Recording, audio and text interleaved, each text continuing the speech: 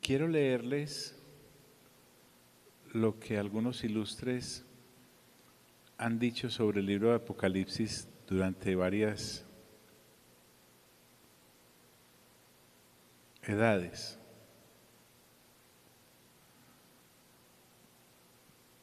Y si Dios nos permite, cuando terminemos el capítulo 22, lo volvemos a leer para ver qué pensamos.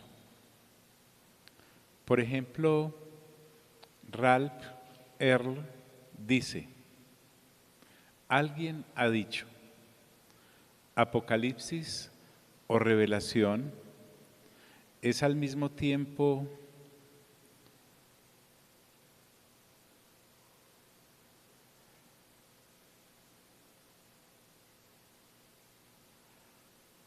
el más reverenciado, el menos entendido y el más descuidado de los escritos del Nuevo Testamento. Se ha dicho de él que es también el escrito cristiano del cual más se ha abusado. Berkeley,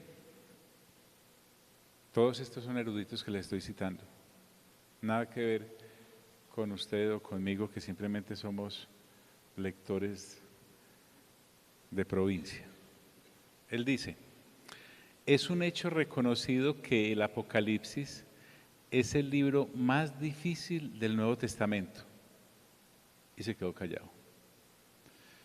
Calvino, esta lumbrera, se abstuvo de escribir comentarios sobre este libro. Adam Clark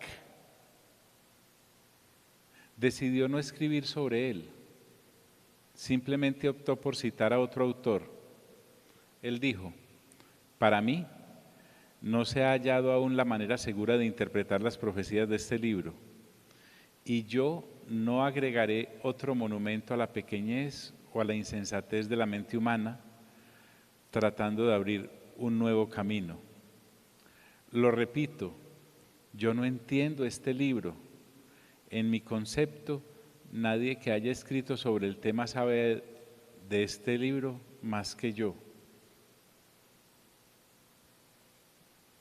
Otro ilustre, John Wesley,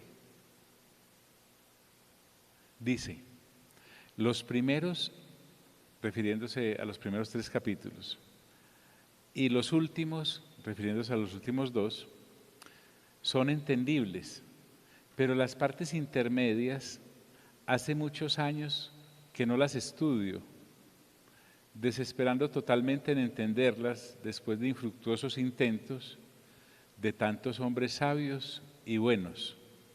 O sea que él se autodescartó. Gracias. Spurgeon dijo: cuando un expositor como el gran Vengelius, que era un estudioso tremendo alemán, y Spurgeon dice, porque Vengelius se atrevió a dar fechas en cuanto al retorno del Señor. Entonces Spurgeon dijo: cuando un expositor como el gran Vengelius divaga de tal manera que coloca fechas a este libro, se convierte el hecho en una advertencia para otros hombres menos capaces. Y tampoco se metió con Apocalipsis. Entonces les dije que íbamos a leer esto hoy al principio y después lo leemos en el capítulo 22 a ver qué seguimos mirando. Se lo leo además porque no somos los únicos que nos hemos empeñado en tal empresa de leer juntos Apocalipsis. Hay gente que ha pagado un precio muy alto por la lectura juiciosa de las Sagradas Escrituras. Entonces vamos a estar citando mucha gente porque no nos vamos pues a creer que vamos a hacer como por fin la explicación del asunto. No, podemos pasar la historia también como uno de ellos. Bien, recomendaciones sobre Apocalipsis sencillas, caseras. le voy a suplicar que si es de los que decide perseverar en estos 22 capítulos, haga lo que estamos haciendo algunos, y es leer o escucharse el libro completo una vez diaria. Son 22 capítulos. Si usted lo coloca a la velocidad máxima en YouVersion, en cualquiera de las versiones como Dios habla hoy, es bien interesante, o la NBI, es muy ágil.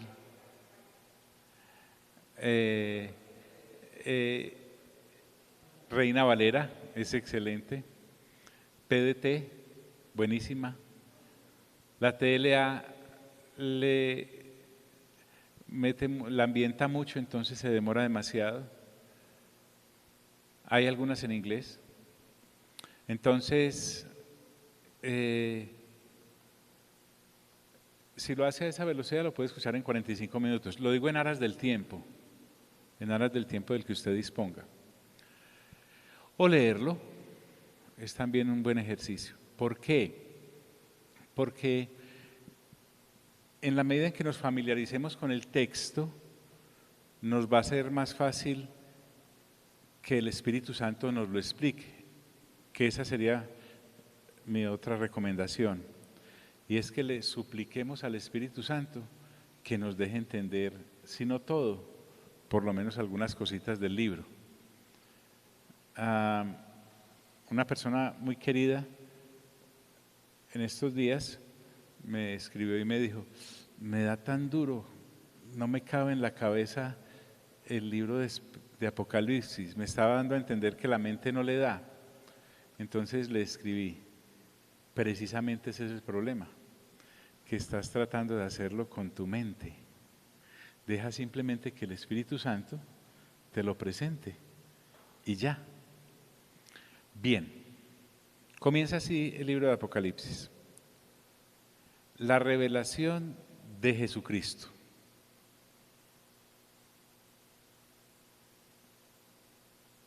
Apocalipsis significa eso, revelación. No significa revelaciones, sino revelación. Revelación es descubrir. Es un libro que nuestro Padre Celestial nos permite tener, cumpliendo lo que ya viene anunciando desde Amós 3:7. Amós 3:7 dice: porque no hará nada Jehová el Señor sin que revele su secreto a sus siervos los profetas. Y Juan, que es el apóstol Juan, la gran mayoría están de acuerdo con eso, pues tenemos de él el Evangelio, y ahí lo vemos como evangelista. O tenemos las 3 cartas, primera, segunda y tercera. Pero en este libro el Espíritu Santo nos lo va a presentar como profeta. Un profeta a la misma estatura que Daniel, o a la misma estatura que Isaías, o que Ezequiel. Y nos va a presentar la revelación porque es lo último que ya el Señor le dice y le avisa a la humanidad. Y es tan firme, no solamente en su edición, sino en su cumplimiento, porque así como todo lo que en el Antiguo Testamento está profetizado acerca del Señor Jesús, se cumplió en su primera venida, y en algunos pasajes del Antiguo Testamento encontramos señalamientos de la segunda. Entonces eso nos va a garantizar que todo lo que en este libro se habla ha de cumplirse. ¿Por qué? Porque lo dice el Señor. Entonces, revelación también encontramos la misma palabra en Romanos capítulo 16, para los que les gusta tomar nota. En el versículo 25 nos habla la revelación del misterio, ya que acabamos de pasar por Romanos. Es la misma palabra. Dios se relaciona con la humanidad por revelaciones. O en Gálatas capítulo 1, versículo 12, se nos dice también, por revelación de Jesucristo. La revelación entonces es cuando Dios nos abre y nos da acceso a conocer sus misterios. La iniciativa siempre la toma Dios, entonces no somos nosotros tratando de adivinar qué dice o de obligarle el texto a que nos diga qué dice, sino que Dios en su misericordia nos permite tener la luz que el texto nos quiere dar de parte de Dios. Pero cuando dice revelación de Jesucristo, vamos a mirar que no es solamente porque el Señor es el que la entrega, porque el Señor es el que la da, porque el Señor es el que la regala. No, va más allá. Cuando dice la revelación de Jesucristo, es porque vamos a ver a nuestro Señor en la dimensión que no conocemos mucho de Él, porque tenemos del Señor Jesús la visión de los evangelios, haciendo milagros, la visión de los evangelios echando fuera demonios, la visión de los evangelios preparando un grupo de discípulos, la visión de los evangelios hasta dejándose golpear, matar, la visión de los evangelios entrando en discusión con los seres humanos, porque Él se hizo hombre, casi que de tú a tú, pero vamos a ver al Señor Jesucristo mismo revelado en la manera que Él siempre ha sido desde la eternidad y que será hasta la eternidad, que es una faceta que por estar limitados en los evangelios y en las cartas, a recibir tantas instrucciones de parte del cielo para manejarnos en esta vida temporal, aún en nuestra vida temporal cristiana, podemos no tener clara. Ahora, la gran ventaja con cada uno de ustedes es que si ha sido juicioso con la instrucción que Dios nos dio como congregación de leer el Nuevo Testamento una vez al mes, y se ha perseverado en eso durante todos estos años, entonces el libro no le va a ser muy ajeno. Y lo que vamos a mirar del Señor Jesucristo le va a ser muy familiar. Entonces comienza diciendo la revelación de Jesucristo, listo. Pero interviene alguien más, y es nuestro Padre Celestial. Porque me dice el apóstol Juan que esa revelación de Jesucristo se la dio Dios. Entonces nuestro Padre Celestial nos da un regalo enorme, yo creo que uno de los mejores, y es permitirnos conocer al Señor Jesús en la dimensión que es en su totalidad, por lo menos hasta donde alcancemos a ver. Entonces una decisión que toma el Padre, y por eso dice que Dios le dio.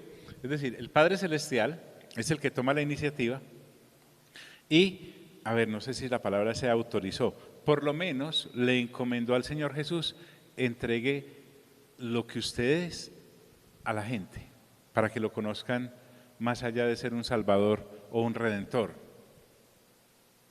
Entonces, el Hijo es el medio por el cual la revelación de Él mismo pasa a nosotros los seres humanos que creemos en Él. Porque vamos a mirar que aunque está en la Biblia, que es un libro público, tiene unos destinatarios muy bien definidos.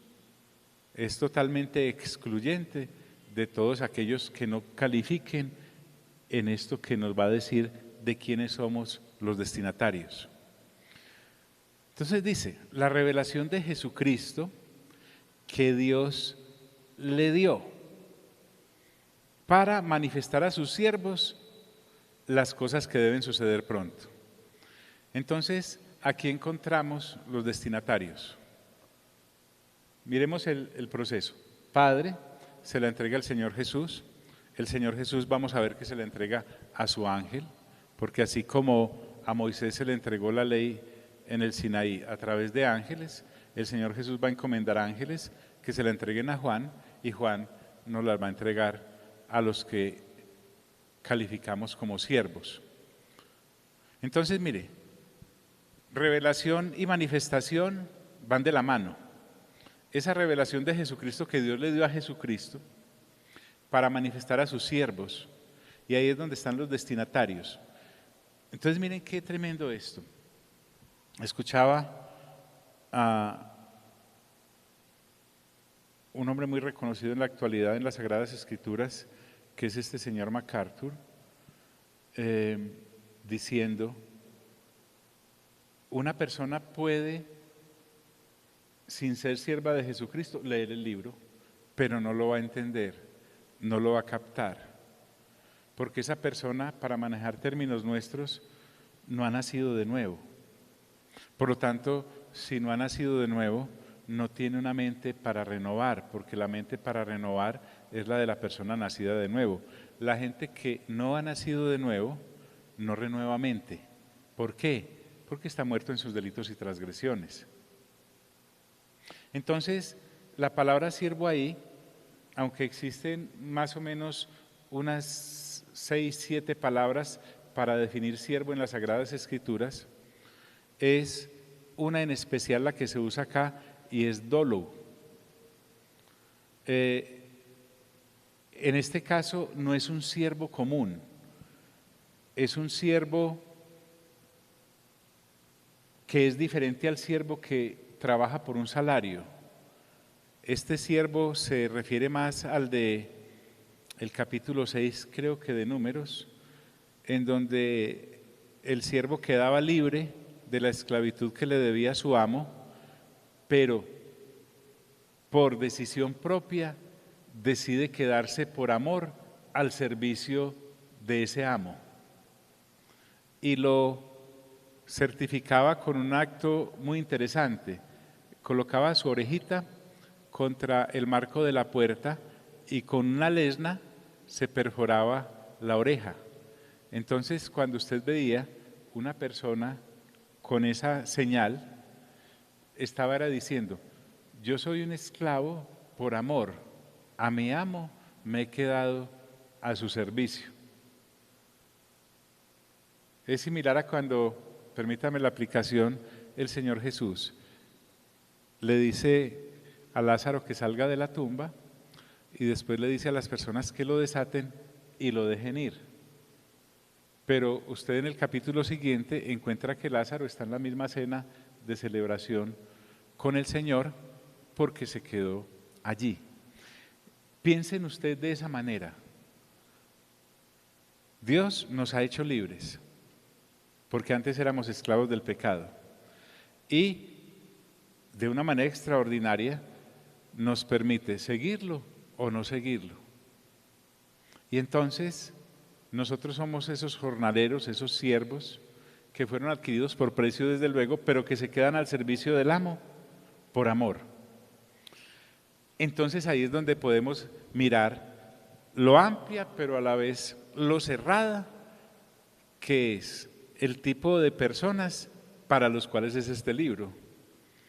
Entonces, cuando yo me enfrento a definiciones como las que acaban de dar los reverendos citados, me impacta esto porque el libro se llama Revelación, no se llama Confusión. El libro se llama Revelación, no dice los voy a enredar. El libro se llama Revelación, no dice no lo van a entender, pero sí me lo circunscribe a unas personas como las que acabamos de describir. También pienso en quién lo escribió, el apóstol Juan. En Hechos 4:13 dice que Pedro y Juan eran hombres sin letras y del vulgo. No era porque no supiesen leer o escribir, sino que estos escribas y fariseos rotulaban a la gente. Entonces no habían estado en la escuela de ningún rabino reconocido o no habían ido a los cursos que ellos tal vez daban sobre las Sagradas Escrituras. Hasta del Señor Jesús, estos engreídos dijeron en Juan creo que 7:5, 7:15, ¿cómo sabe este letras sin haber estudiado? Refiriéndose al Señor Jesús.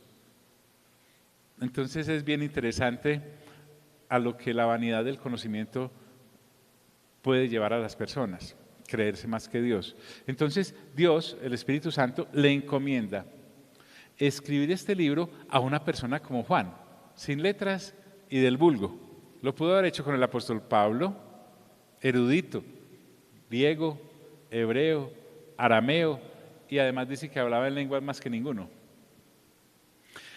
En 2 de Corintios capítulo 12 encontramos que Pablo no sabe si en el cuerpo fuera de él fue llevado al tercer cielo y allí vio cosas que no le fue permitido decir. Tal vez tuvo acceso a esto mismo, pero se le ordenó que él no era el que lo iba a sacar a la luz.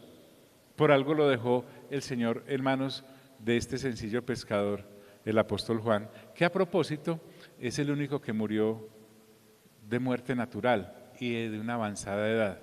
Así que, Alvarito, vamos por buen camino. Entonces, habiendo definido quién es el que desata esta revelación, nuestro Padre Celestial como el emisor primario, se la entrega al Señor Jesús. Ahora nos dice quiénes son los destinatarios, me va a decir qué es lo que va a manifestar. Para manifestar a sus siervos las cosas que deben suceder pronto. Las cosas que deben suceder es porque como Dios las dice, es seguro que sucederán. O sea, Dios no dijo, voy a finalizar las Sagradas Escrituras con el libro de Apocalipsis, a ver si en la ruleta del universo eso se cumple. No, jamás estuvo charlando.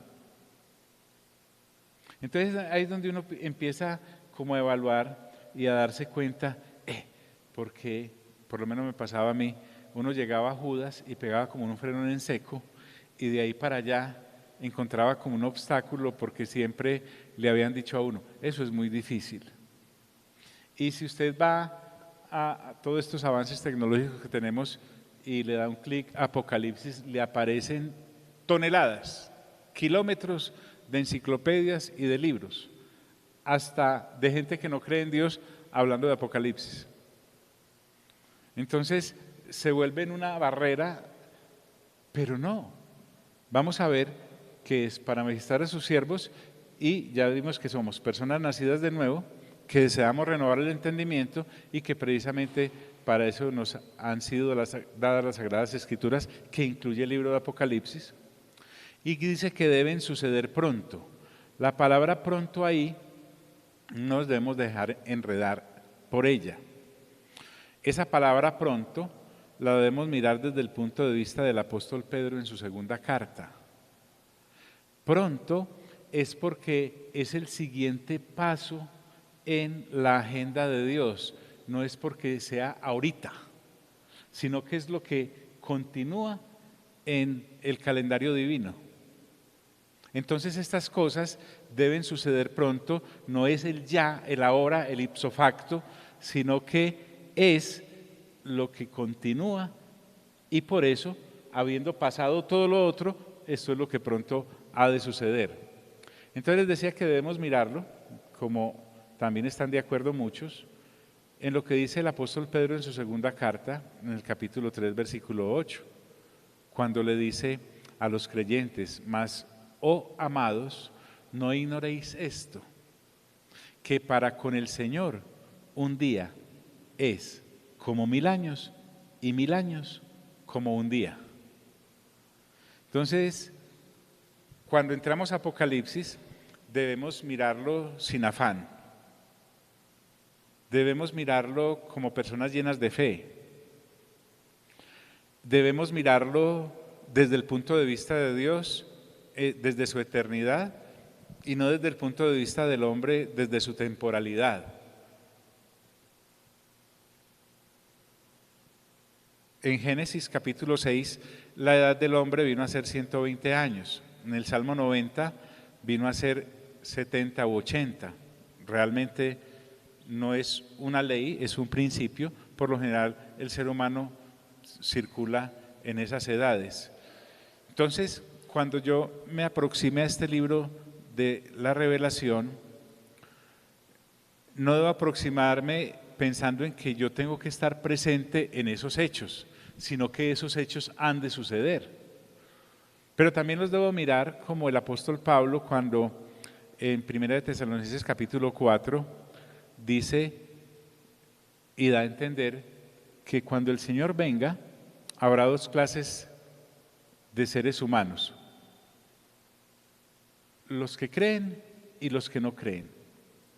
Con respecto a los que creen, habrá dos clases de creyentes, los que ya murieron, o sea, están descansando ya, y los que estén vivos. Pero allí cuando el apóstol dice los que estén vivos, dice luego los que estemos vivos, porque como el día y la hora nadie lo sabe, entonces yo debo pensar que en cualquier momento estas cosas pueden suceder y mientras estoy a este lado, en este cuerpo, con la biología funcionando, entonces debo incluirme entre los que están vivos y el Señor viene. Pero también podemos ver que eso pasó hace 2000 años cuando Pablo lo dijo y Él ya está entre los que duermen. Así que aquí debemos quitarnos cualquier afán de protagonismo evangélico, de estar ahí, esto tiene que ocurrir o va a pasar cuando yo, recordemos que nosotros no somos el ombligo de nada. Por eso el Señor Jesús en Lucas capítulo 18 nos recuerda en una de sus parábolas y Él hace una pregunta: pero cuando venga el Hijo del Hombre, ¿hallará fe en la tierra? Está refiriéndose, habrá gente esperándolo. Eso sí es lo que nos corresponde a nosotros, esperarlo en cada generación. Y en esta generación nos corresponde a nosotros esperarlo. Entonces volvamos a leer desde el principio. La revelación de Jesucristo que Dios le dio para manifestar a sus siervos las cosas que deben suceder pronto. Y la declaró enviándola por medio de su ángel a su siervo Juan. ¿Ves? Ahí se completa el ciclo de entrega. Nos dice, el Padre se la da al Hijo. No solamente es la revelación de Jesucristo porque Él es el que nos va a beneficiar al entregársela a su ángel para que el ángel se la entregue a Juan y Juan a nosotros, sino que además lo vamos a ver a Él en todo su esplendor. El libro de Apocalipsis nos va a mostrar a Jesucristo como el Dios que es, para que respetemos la imagen que tenemos de Él montando en el burrito, perdiéndose allá de los papás cuando lo encontraron en el templo, todas esas cositas que sabemos que son muy válidas, pero no podemos pensar que solo eso sea Jesús. Nos va a presentar el Apocalipsis a Jesús como Dios eterno. Y la declaró enviándola por medio de su ángel a su siervo Juan. ¿Qué es declarar? Es significar. ¿Qué es declarar? Es indicar. ¿Qué es declarar? Es dar a conocer. ¿Qué es declarar? Es informar. Declarar es comunicar. Declarar es usar señales e ilustraciones para que las cosas queden claras. La declaración entonces de esta revelación es importantísima. Todo creyente, no importa su edad, debería entonces dedicarle a este libro gran parte de su tiempo y gran parte de la lectura que hace de las mismas Sagradas Escrituras. Por eso la recomendación es, si usted la coge y en principio se obliga a escuchar Apocalipsis una vez diaria, significa que lo va a escuchar 7 veces en la semana, 30 veces al mes. Si logra hacerlo durante un año, lo habrá escuchado 365 veces. Es posible que usted tenga una memoria prodigiosa como mi pequeño amigo Isaías y se lo grabe. Hay gente que se está aprendiendo Apocalipsis. Muy bueno, uno ir en el metro y estar repasando lo que ocurre en Apocalipsis. Usted va, su cuerpo va en el metro, pero su mente está en el tercer cielo. O en un viaje. O simplemente estar tan familiarizado con el libro que por lo menos sabe que dice el capítulo 1, el 2, y todo esto empieza a darte unas referencias cruzadas del mismo libro, porque el mismo libro se explica. Vamos a tratar de que el mismo libro de Apocalipsis sea el que nos hable de Apocalipsis. Obviamente iremos a referencias como las del libro de Daniel o de Zacarías, estaremos un poquito en Mateo capítulo 24, quizá vamos a 1 de Corintios capítulo 15 para hablar un poquito de la resurrección, o a 1 de Tesalonicenses capítulo 4, capítulo 5, o a 2 de Tesalonicenses capítulo 2, en fin. Seguramente vamos a ir por allá, pero la esencia la vamos a tomar del mismo libro de Apocalipsis porque, entre otras cosas, se explica por sí solo. Ahora, la envió por medio de su ángel a su siervo Juan. Recuerde que ángel significa mensajero. Recuerde que ángel significa enviado. En el libro de Apocalipsis vamos a tener contacto con la creación angélica de una manera constante. Hay ángeles por todos lados, hay ángeles de diferente rango, hay ángeles de diferente aspecto, hay ángeles para una cosa, hay ángeles para otra, los vamos a mirar por todos lados. Estos ángeles van a ir apareciendo en la medida en que Dios los vaya necesitando, pero hay uno en específico con el cual el apóstol Juan habla, y lo vamos a ver mucho en acción, por ejemplo en el capítulo 17, cuando este ángel le dice a Juan, venga, le explico quién es esa mujer, cuando se refiere a la Babilonia. O en el capítulo 19, cuando le muestra ciertos aspectos de la ciudad de Dios. Aún este ángel va a causar en el apóstol cierta conducta que uno no va a alcanzar a entender, pero gracias a Dios el ángel sí, y lo ubica, porque en 2 ocasiones Juan intentará postrarse para adorar a ese ángel, y en 2 ocasiones el ángel le dice, no lo hagas, soy un siervo como tú, adora a Dios. Entonces les había comentado que tengo el don de la sospecha, que se lo tengo muy activo últimamente, y es, Juan a sus ya muchos años de servir en el Señor y conocer del Señor, o estaba probando el ángel, porque si el ángel le aceptaba la adoración, entonces sabía que esa revelación no venía de parte de Dios, o, que creo que también puede ser, estaba tan impactado por el asunto que perdió como la lucidez un poquito. Menos mal, el ángel lo ubicó. Y la que lo va enviándola por medio de su ángel a su siervo Juan. Juan, qué interesante, miren, este Juan que aparece en Apocalipsis es el hijo de Zebedeo, ¿cierto? Tenía otro hermano, ¿cómo se llamaba? Jacobo, al que matan en Hechos capítulo 12. Tuvo un principio violento porque lo llamaban hijo del trueno. Recuerden que en cierta ocasión le pidió al Señor que si le dejaba que lloviera fuego del cielo para quemar por allá una gente. Mire que a usted no es el único que se le ha ocurrido eso. Pero él no quiere títulos. Él asimismo se llama su siervo Juan. Él quiere ser conocido simplemente como aquel que fue comprado por precio. Recuerden que los siervos a los cuales está dirigida la carta es el siervo adquirido por precio. Nosotros hemos sido comprados por un precio y alto, la sangre preciosa, que la vamos a ver activa también en algunos capítulos de este hermoso libro. Y la declaró enviándola por medio de su ángel a su siervo Juan. Entonces miren que este Juan no dice soy el apóstol Juan, no dice soy uno de los apóstoles iniciales, no dice soy el discípulo amado, porque recuerden que en su evangelio él se cataloga a sí mismo el discípulo amado del Señor.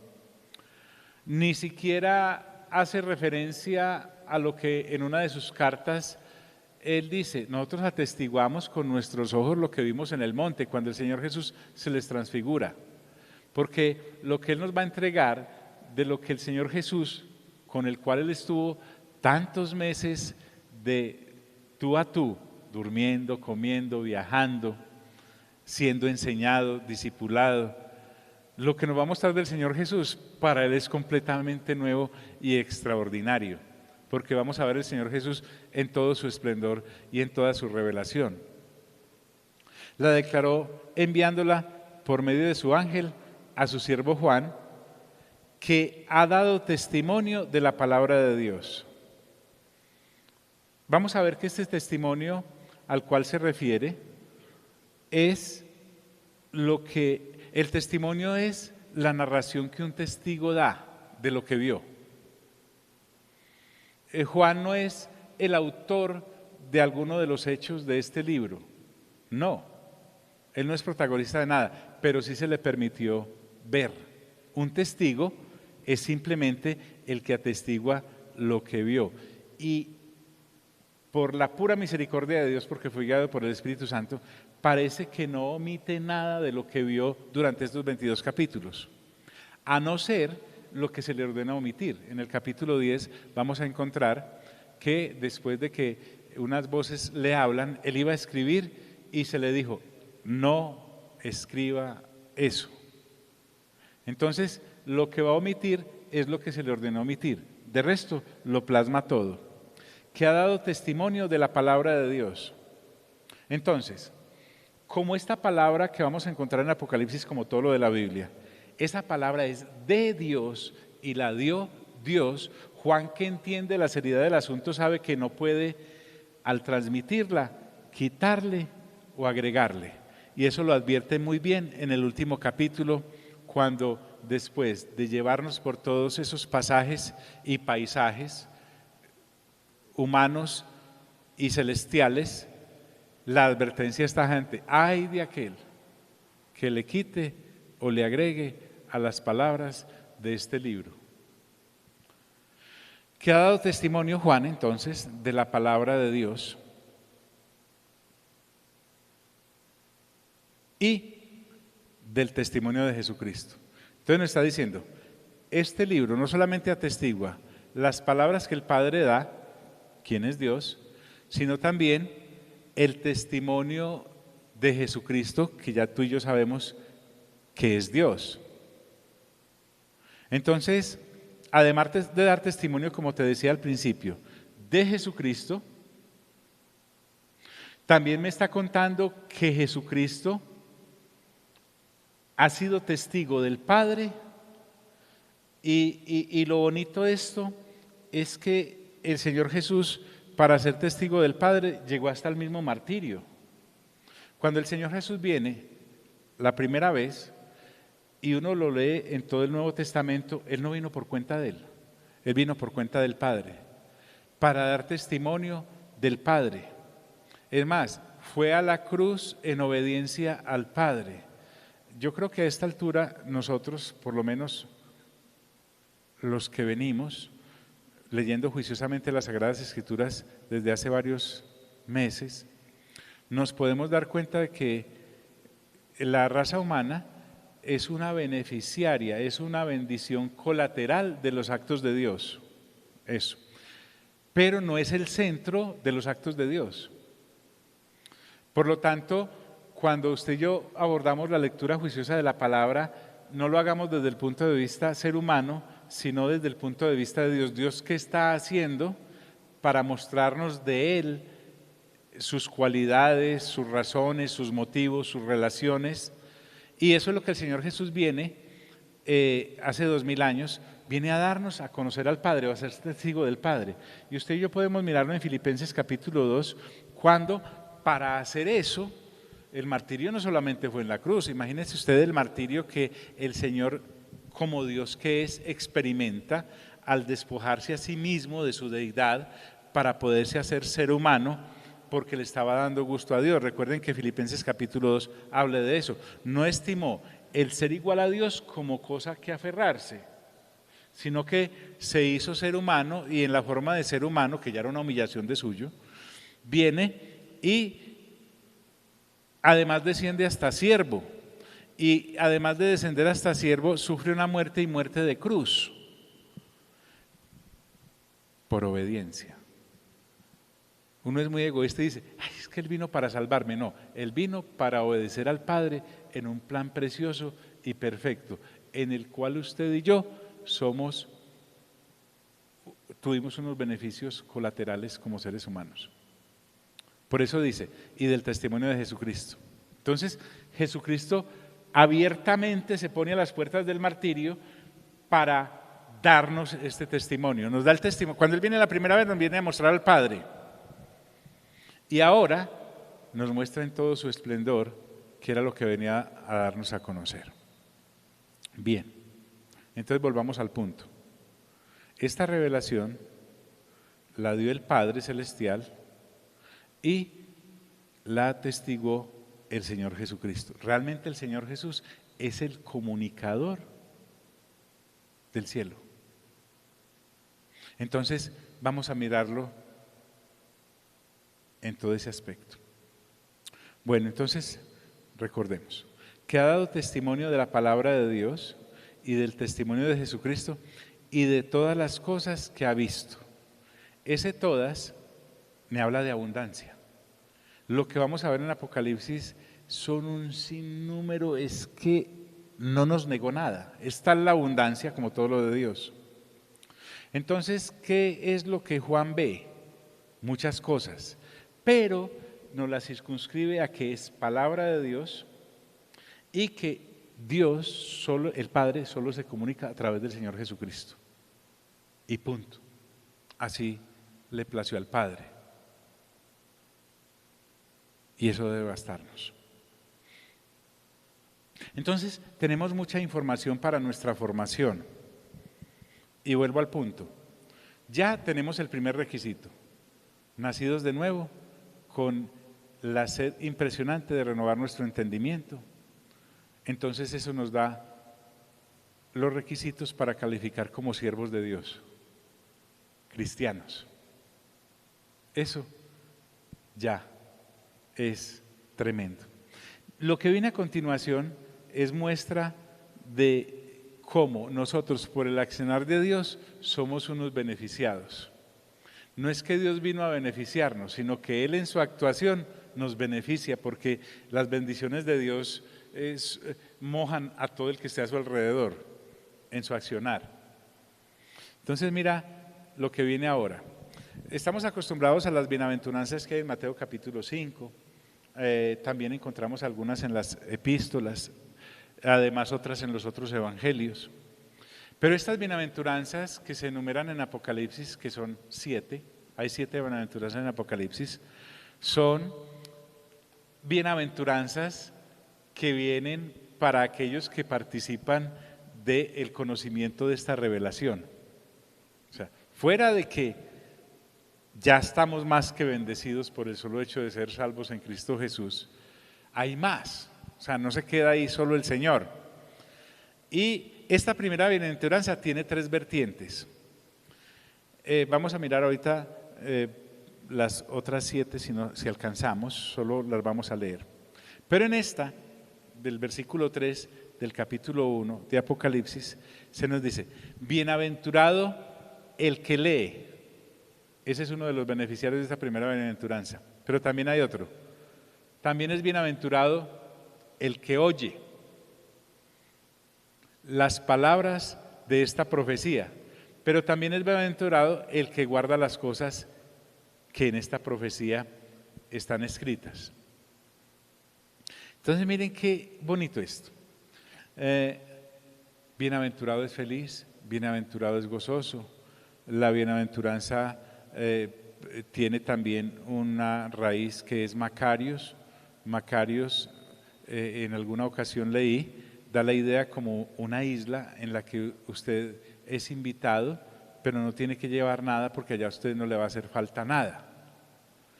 Ahora, lo interesante es que Juan, estando en una isla en Patmos, que era una isla para desterrados, me hable ahora de una isla a través de esta bienaventuranza en la cual no hay que llevar nada porque lo que vamos a recibir de parte de Dios es absolutamente maravilloso. Entonces, mire cómo el solo hecho, ¿por qué mi invitación a que lea Apocalipsis? Porque hay una bienaventuranza para el que la lee. Desde luego acá está hablando del que le lee las palabras de esta profecía a otro.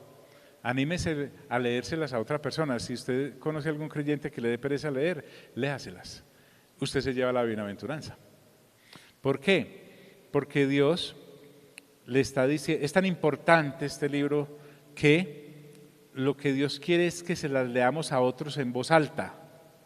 Da la idea de lo que estamos haciendo en este momento. John te está leyendo en voz alta a ti como congregado. A mí me parece que esta promesa es una maravilla, por el solo hecho de leerla. Mire que no dice siquiera de entenderla. Léala. Y entre más la lee, más... A ver, si yo soy un creyente solo hasta Judas y freno ahí en Apocalipsis, hazte de cuenta que eres muy beneficiado, eres muy bendecido, pero te falta lo mejor. Es lo mismo que todas las prédicas o enseñanzas, seas apóstol, profeta, evangelista, pastor o maestro. Si tus enseñanzas solo llegan hasta Judas porque te parece que de en adelante Apocalipsis es una nebulosa, tu enseñanza, tu profecía, tu evangelismo, tu pastoreo, tu predicación es acéfala, le falta la cabeza. Entonces, cuando involucro en Apocalipsis como siervo del Señor a mi vida, tengo claro todo el panorama. Las situaciones temporales de un país como este no son las que nos van a obnubilar, porque sabemos que hay otras cosas que faltan por ocurrir y que de suyo van a ocurrir, interpóngase quien se interponga. Entonces, la primera bienaventuranza va en tres direcciones. Primero, para el que la lee. Ahora me dice que también para el que las oye. Obviamente, el que las escucha con atención, no es oír por oír. Pero mire acá cómo el texto entonces empieza a exigir respeto del que le lee y del que la oye, porque me está hablando de que es una palabra profética.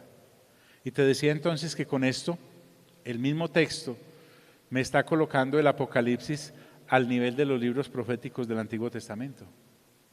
Y esto lo va a refrendar también en el capítulo 22, allá lo volveremos a mirar. Es palabra profética. Créanme, Juan nos está hablando desde el mismo podio del que estaba hablando Isaías, Jeremías, Ezequiel, solo que a este Juan se le da ese privilegio de que sea la profecía de los últimos tiempos y para los últimos tiempos. Pero también esta bienaventuranza cobija a los que leyéndola y escuchándola conforman su vida a lo que este libro dice. Y él lo llama y guardan las cosas en ella escritas. Entonces, los hacedores que escuchan lo que se lee son también bienaventurados. Leamos, porque ¿cuál es el afán? Y a este paso que vamos, entonces, solo leamos las siguientes bienaventuranzas, las otras 6 que hay en el libro de Apocalipsis. Después, cuando lleguemos allá, ahondamos un poquito. Bueno, ¿por qué antes de leerlas es bienaventurado el que lee, el que oye y el que guarda? Dice, porque el tiempo está cerca. Es el tiempo en la dimensión de Dios. Vuelvo y te digo, no es el tiempo de, son las 8:27, no está hablando de ese tiempo cronos. No es el tiempo de, tengo que madrugar mañana. No es el tiempo de, estamos ¿en qué mes estamos? En julio. No es ese tiempo, no es el tiempo de que Alvarito tiene cumpleaños ayer y Juanita el sábado. No es ese tiempo, no es ese tiempo humano. Sí lo incluye, pero no es ese tiempo al que se refiere acá cuando dice porque el tiempo está cerca. Está hablándome del tiempo de Dios. hay dos palabras, una para definir el tiempo humano, que es el cronos, el de horas, segundos, días, meses, años, décadas, pero hay una palabra que es kairos, ese es el tiempo de Dios. El tiempo de Dios interviniendo en el escenario humano e incluyendo el escenario humano en ese tiempo de Dios, que en últimas es el que realmente nos debe importar. Si nosotros fuésemos severos con lo que creemos, todos nuestros afanes deben cesar al momento en que el Espíritu Santo nos permite nacer de nuevo y aterrizar en Cristo Jesús.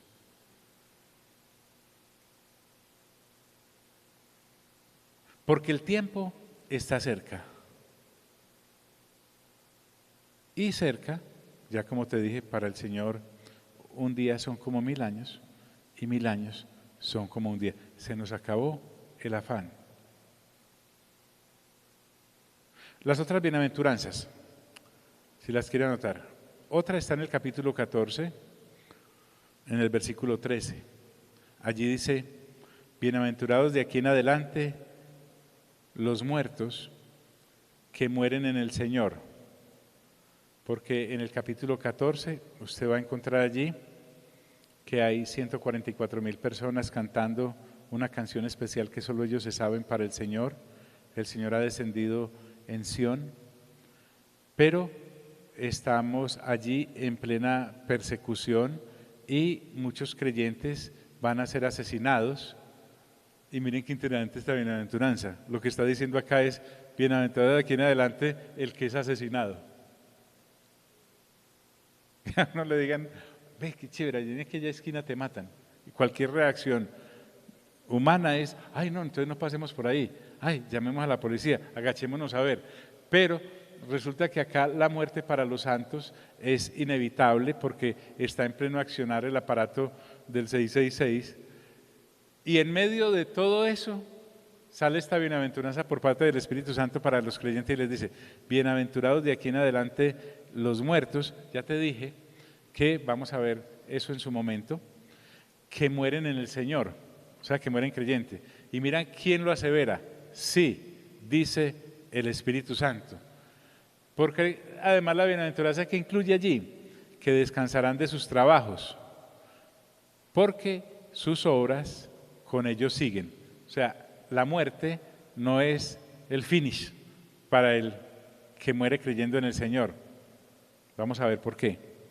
Hay otra bienaventuranza que sería la tercera, en Apocalipsis capítulo 16, en el versículo 15 dice, bienaventurado el que vela, porque es un tiempo en el que hay que aguardar. Es más fuerte que el tiempo de velar en segunda de Corintios, en segunda de Tesalonicenses capítulo 2.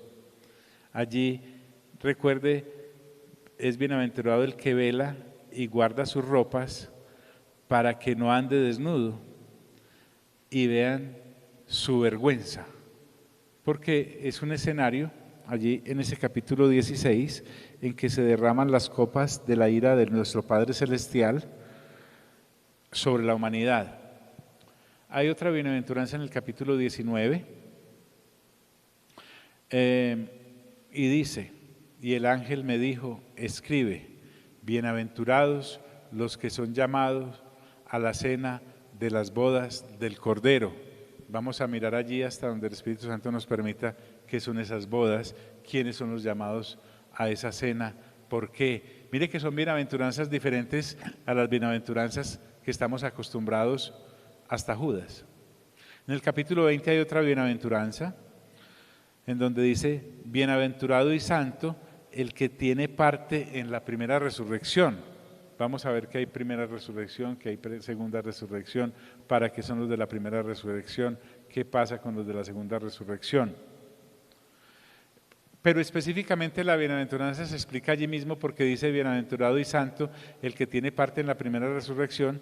La segunda muerte no tiene potestad sobre estos, sino que serán sacerdotes de Dios y de Cristo y reinarán con él 1000 años. Esa es una super bienaventuranza. Entonces vamos a mirar de qué se trata. En el capítulo 22 hay otra, ya se me olvidó en cuál voy, usted la está anotando ahí si quiere. Y dice, bienaventurados los que lavan sus ropas para tener derecho al árbol de la vida. El árbol que nos escondieron allá en Génesis capítulo 3 vuelve a aparecer acá en este capítulo 22. Pero además de tener acceso al árbol de la vida, dice, y para entrar por las puertas en la ciudad. He aquí, vengo pronto. También hay otra bienaventuranza en ese capítulo 22, en el versículo 7, y dice, bienaventurado el que guarda las palabras de la profecía de este libro. Mira, ya no solamente es el que las oye y el que las lee, aquí es el que las guarda. Bien, yo creo que por hoy podemos dejar ahí. Hemos enumerado básicamente esto. Entonces, si te das cuenta, por el solo hecho de ser una persona nacida de nuevo tú, con mente renovada tú, no es muy dispendioso el libro de Apocalipsis. Es sencillamente maravilloso. Ay, John, es que todavía falta lo de la gran tribulación y lo de la bestia y lo del falso profeta y lo de Satanás. Tranquilos, cuando lleguemos ahí nos encargamos de leer. Al fin y al cabo se trata de leer, de oír y de guardar. Aquí el Espíritu Santo no nos está encomendando que escribamos algún diccionario o alguna enciclopedia, ni mucho menos que vayamos a añadirle más necedad a los que han intentado abordar Apocalipsis desde el punto de vista que no es de Dios, como la bendición que es. Veamos a ver qué pensamos cuando lleguemos al capítulo 22. Bien.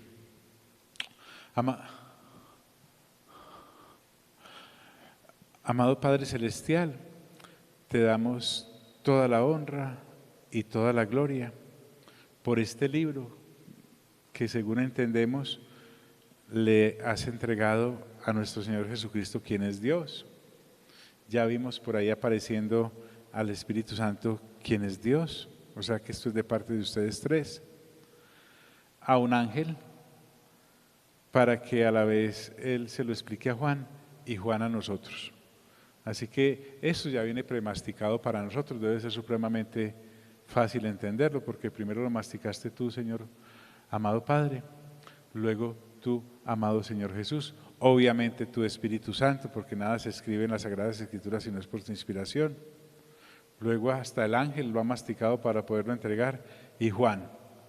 Así que nosotros somos ya generaciones después, nos llegan las cosas más suaves para entenderlo. Y tenemos además el tiempo a nuestro favor que ha transcurrido desde hace 2000 años acá. Y por eso hoy queremos participar y celebrar la cena, que sigue vigente porque tú, amado Señor, dijiste que debíamos participar de ella cuando nos reuniéramos en tu nombre. Adelante. Pueden tomar la copa y el pan y espere para que lo consumamos todos juntos. Sangre preciosa de la cual vamos a hablar más adelante, cuerpo precioso del cual vamos a hablar más adelante, pero hoy entendemos también que ese pan no es que sea el cuerpo del Señor, sino que es un símbolo de lo que el Señor nos dejó como cena, y el vino no es que sea la sangre, sino un símbolo de la sangre que el Señor entregó como precio. Quien vaya recibiendo la copita, vaya separando, por favor. Mientras todos tenemos los elementos, solo quiero recordarte, de verdad es una sugerencia tan respetuosa, y no es porque crea que te sobra mucho el tiempo, te va a tocar madrugar más o acostarte más tarde o ver un programa menos, pero si eres juicioso y juiciosa, en una hora te lees o escuchas Apocalipsis diaria. Gracias.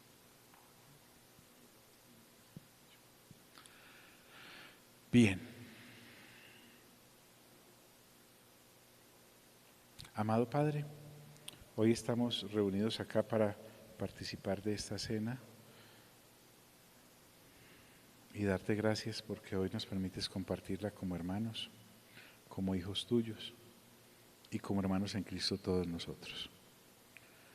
Comemos este pan que es un símbolo de tu cuerpo y bebemos este vino que es un símbolo de tu sangre. Podemos comer el pan.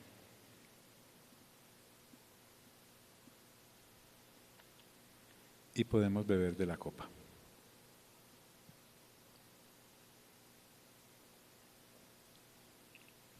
Dios esté con todos nosotros. Podemos ir en paz. Amén.